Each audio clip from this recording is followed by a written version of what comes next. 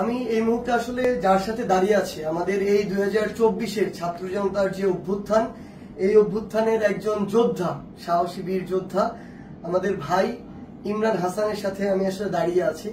আসলে এই অভ্যুত্থান যে কিভাবে অর্জিত হয়েছে আমরা খুব মন ভোলা মানুষ, আমরা খুব দ্রুত ভুলে যাই। আসলে আমার এই ছোট্ট ভাই ইমরান হাসান, হয়তো তার বয়স আসলে এখনো 10-এর ঘরে হবে অ্যারাউন্ড, সেই জায়গা থেকে 5ই অগাস্ট যখন খুনি শেখ হাসিনা এই দেশ ছেড়ে পালিয়েছিল 12টা 1টার দিকেই, এই আমার ভাই ইমরান হাসানকে সাভারের বাইপাইলে 3:30টা থেকে 4টার দিকে তার মাথায় গুলি করা হয়।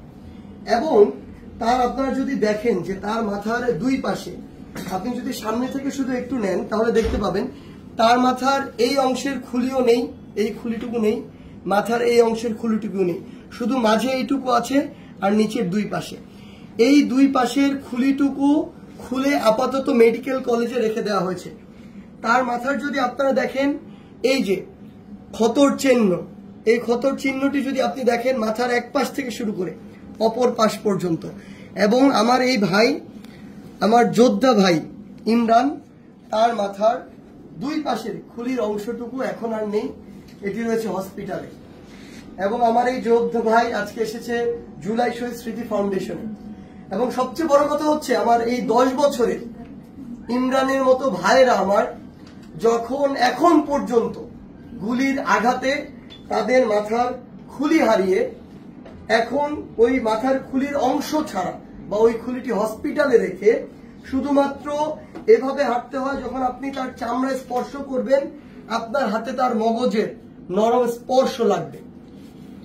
এমন আহত যোদ্ধা ভাইরা যখন আমার এখনো কাতরাচ্ছে, এখনো যখন তাদের মাথায় ওই খুলির অংশটুকু স্থাপিত করা হয়নি, তখন এই রক্তের সামনে, এই লাশের সামনে, এই হাজার হাজার শহীদের সামনে আমার এই বাংলাদেশে আবার ওই খুনি শেখ হাসিনা এবং তার দোসরদেরকে নানাভাবে পুনর্বাসিত করা হচ্ছে।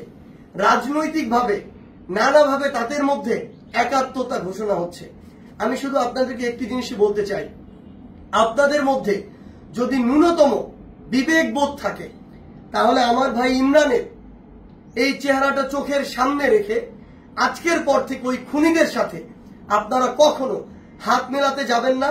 যদি ন্যূনতম আপনাদের মধ্যে ব্যক্তিত্ব বোধ থাকে তাহলে এই 10 বছরের ইমরানের চেহারাটিকে সামনে রেখে কোনোদিনও ওই খুনির যে দোসররা ছিল তাদেরকে পুনর্বাসিত করার জন্য, নিজের দলে টানার জন্য, তাদেরকে নিয়ে একসাথে চলার জন্য আপনাদের যে নোংরা কার্যক্রমগুলো সেগুলো করবেন না। যদি আপনারা সেগুলো করেন তাহলে 24-এর ছাত্র জনতার অভ্যুত্থানের যে স্পিরিট, এই স্পিরিটকে আপনারা অপমানিত করবেন।